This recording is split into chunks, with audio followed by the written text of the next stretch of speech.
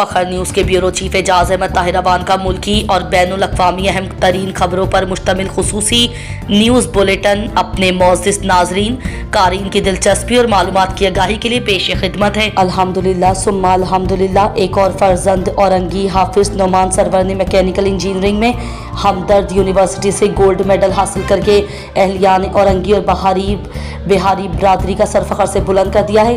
हमारी दिली दुआ है कि अल्लाह पाक हाफिज नोमान सरवर को मज़ीद कामयाबियों से सरफराज फरमाए, नसीब का धनी करे, वालिदैन का फर्माबरदार बनाए। मुहिब्बान पाकिस्तान फाउंडेशन कराची की जानिब से भाई सरवर आलम और अहले खाना को बेटे की शानदार और तारीखी कामयाबियों पर ढेरों मुबारकबाद कबूल हो।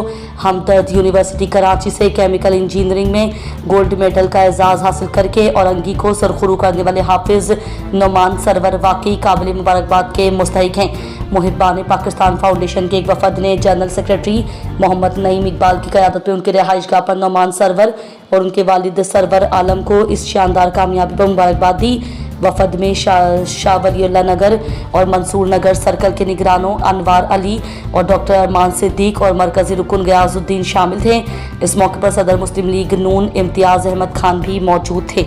डस्का ज़िला सियालकोट का कदीम तरीन फारूकिया कब्रिस्तान पाकिस्तान का सबसे बड़ा और 4 पुश्तों पर मुश्तमिल तारीखी कब्रिस्तान है। ये कब्रिस्तान डस्का शहर में वाक़ है और अपनी वसी वसअत और तारीखी अहमियत के बाइस मशहूर है। कब्रिस्तान में फ्री कफन और नहलाने का इंतज़ाम किया गया है और अनकरीब मुस्तहिकीन के लिए उनके घर से कब्रिस्तान तक मैयत की तदफीन के लिए अपनी ज़ाती गाड़ी का भी इंतज़ाम किया जा रहा है। डस्का के मुखैर हसरात भी अपना दस्ते ताउन इस सिलसिले में अपना मुकम्मल ताउन फराहम कर रहे हैं। डस्का फारूकिया कब्रिस्तान के अंदर नए पौधे लगाने के साथ साथ बाकायदा आने जाने के लिए पुख्ता रास्ते भी बना दिए गए हैं। कब्रिस्तान के अंदर आने वाले हल्ला बहकीन के सारे सवाब के लिए खुसूसी दुआ करने के लिए कुरान पाक का भी इंतज़ाम किया गया है। अब तक कब्रिस्तान की इंतज़ामिया की तरफ से सैकड़ों अफराद के अहले खाना को फ्री कफन तकसीम किए जा चुके हैं।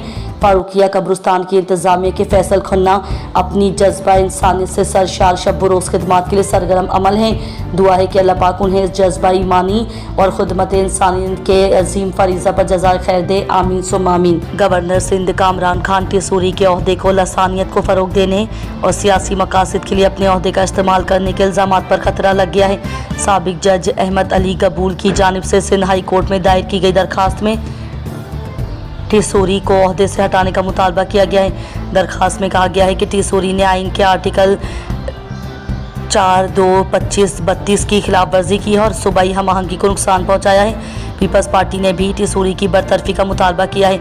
उन पर आइनी उसूलों की खिलाफ वर्जी और सियासी मकासद के लिए अपने ओहदे का इस्तेमाल करने का इल्ज़ाम लगाया है। MQM पाकिस्तान के रहनुमा डॉक्टर फारूक सत्तार ने कहा है कि सिंध का गवर्नर MQM का गवर्नर है और टिसूरी को हटाने का फैसला MQM से मुशावरत के बगैर नहीं किया जाएगा।